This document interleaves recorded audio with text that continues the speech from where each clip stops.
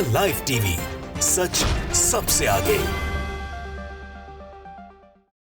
नमस्कार, मैं हूं रंजीत झा और आप देख रहे हैं द लाइव टीवी।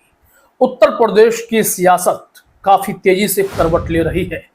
एक और जहां पूरा विपक्ष एकजुट होकर काफी मजबूत हो चला है, तो वहीं भारतीय जनता पार्टी के बीच अंदरूनी कलह के चलते वहां योगी आदित्यनाथ की कुर्सी खतरे में पड़ते दिखाई पड़ रही है, जिसके चलते भारतीय जनता पार्टी में ही उत्तर प्रदेश में नंबर 2 की पोजीशन में इस वक्त केशव प्रसाद मौर्य जो हैं वो करो या मरो की स्थिति में आ पहुंचे हैं। किसी भी सूरत हाल में वो मुख्यमंत्री योगी आदित्यनाथ की कुर्सी अपने हाथों में लेना चाहते हैं, यानी कि योगी आदित्यनाथ को मुख्यमंत्री पद से बेदखल करने के लिए उन्होंने जोर आजमाइश शुरू कर दी है। या तो काफी महीनों से खेल चल रहा है कि केशव मौर्य योगी आदित्यनाथ को भाव नहीं देते हैं, न ही उनकी बैठकों में पहुंचना जरूरी समझते हैं। इसके अलावा वो पैरेलल एक अलग ही बीजेपी को ऑपरेट कर रहे हैं। मतलब यह नहीं कि योगी आदित्यनाथ जो सरकार चला रहे या फिर वो जिस बीजेपी को लीड कर रहे हैं उत्तर प्रदेश में, केशव मौर्य भी पैरेलल बीजेपी को लीड कर रहे हैं। इनके पास पिछड़े नेताओं की एकजुटता और लगातार उनके दफ्तर में ऐसे नेताओं की मौजूदगी यह साफ करने लगी है कि उत्तर प्रदेश बीजेपी में गुटबाजी का दौर चरम पर है और केशव प्रसाद मौर्य का एक ही टारगेट है कि कैसे योगी आदित्यनाथ की कुर्सी वो अपने पाले में कर लें। इसके लिए जोर आजमाइश का जो प्रभाव दिल्ली में पड़ेगा, उसी का असर होगा कि सत्ता से कब किसको बेदखल कर दिया जाए। या यह भी हो सकता है कि किसी तरीके से खींचकर जो योगी आदित्यनाथ जी हैं 2.5 साल और मुख्यमंत्री रह पाए और उसके बाद केशव मौर्य कुर्सी संभाल लेंगे।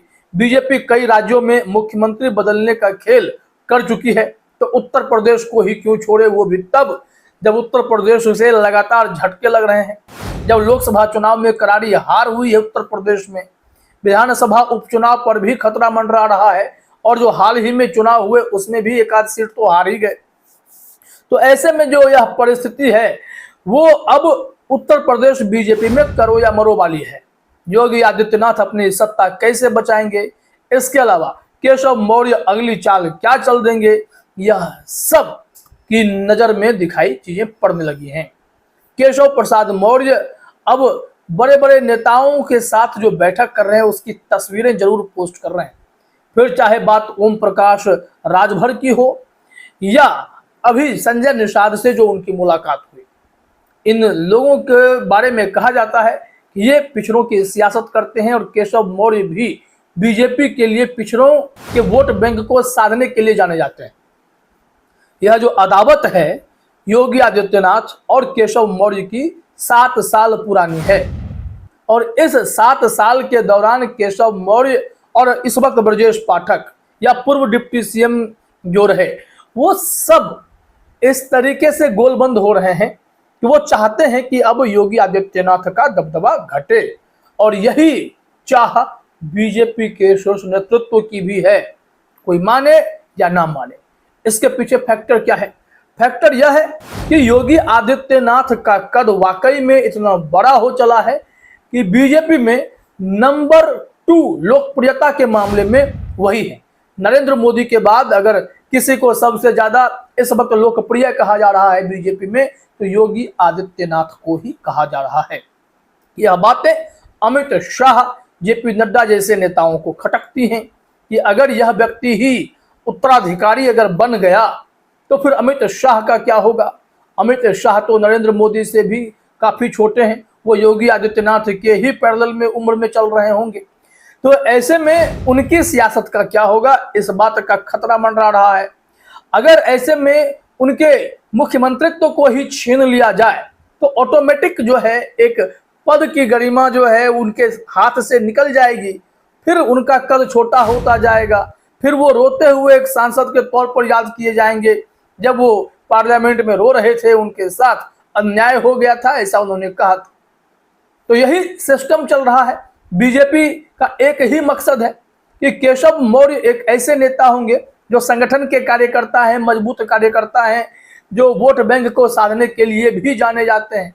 लेकिन फेमस चेहरे के तौर पर जिस हिसाब से एक छवि गढ़ी जाती है, वो छवि इस वक्त शायद जनता की नजरों में वो गढ़ नहीं पाए हैं। लेकिन संगठन में पकड़ इतनी है कि वो एकजुटता के सहारे योगी आदित्यनाथ पर भारी पड़ना चाहते हैं।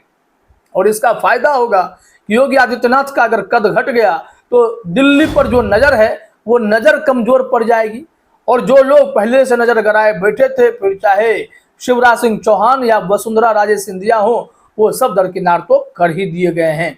उनकी जगह ऐसे चेहरे को बिठा दिया गया है जो दिल्ली तक आने में अपनी पूरी उम्र सियासत की गुजार देंगे, दिल्ली नहीं पहुंच पाएंगे। और ऐसे में योगी आदित्यनाथ लगातार एक बड़ा खतरा बनते जा रहे हैं। किताब भी छपी जहां योगी आदित्यनाथ को सत्ता से हटाने के लिए 22 में ही खूब प्रयास किए गए कि वो मुख्यमंत्री ना बने।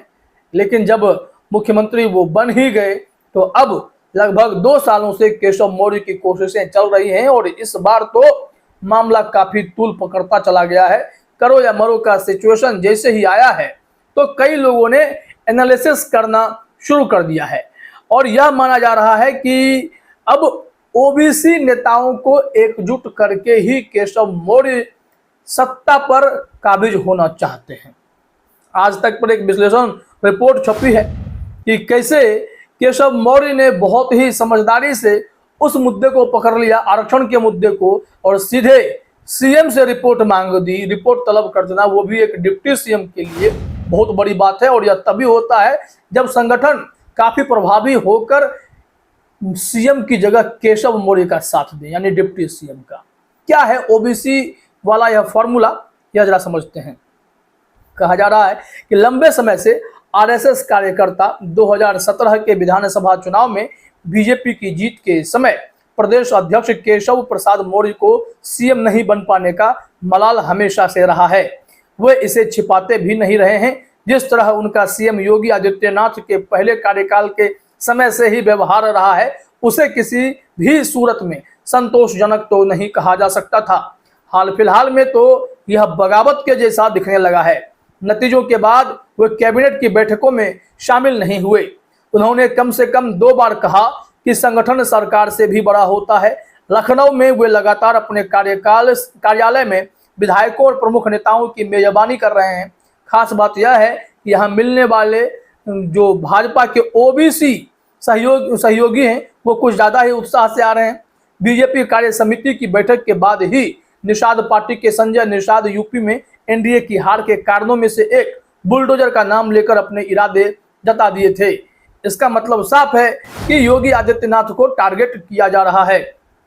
अब ऐसे में अनुप्रिया पटेल का विवाद हो या फिर बुलडोजर का विवाद हो, यह सब कुछ योगी आदित्यनाथ के मत्थे मढ़ने की पूरी कोशिश हो रही है। और इसमें से एक इम्पॉर्टेंट फैक्टर यह भी है कि जो टेक्निकली पॉइंट दिया गया है कि गैर यादव ओबीसी की सियासत केशव मौर्य करना चाहते हैं यूपी में और कर भी रहे हैं। पॉइंट नंबर 2 में कहा गया है कि राजनीतिक विश्लेषकों और सर्वेक्षणकर्ताओं ने भविष्यवाणी की थी कि राम मंदिर उद्घाटन और मोदी योगी जोड़ी की लोकप्रियता के दम पर भाजपा आम चुनाव में राज्य में जीत हासिल कर लेगी, पर ऐसा नहीं हुआ। वैसे तो उत्तर प्रदेश में बीजेपी की हार के पीछे कई कारण रहे। हालांकि मुख्य रूप से यही माना गया कि भाजपा को 8% वोटों का नुकसान उठाने गैर यादव ओबीसी और गैर जाटव दलितों के समर्थन में कमी आना रहा। सीएसडीएस के चुनाव के बाद सर्वेक्षण के आंकड़ों से पता चलता है कि भाजपा को कुर्मी कोयरी से 61% समर्थन, 19% का नुकसान और गैर यादव ओबीसी से 59% समर्थन, 13% का नुकसान और गैर जाटव दलितों से 29% समर्थन, 19% का नुकसान मिला।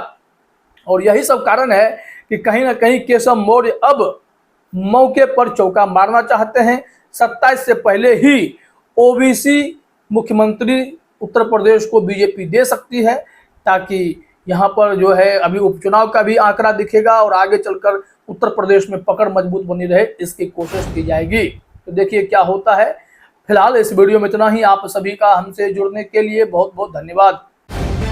द लाइव टीवी, सच सबसे आगे।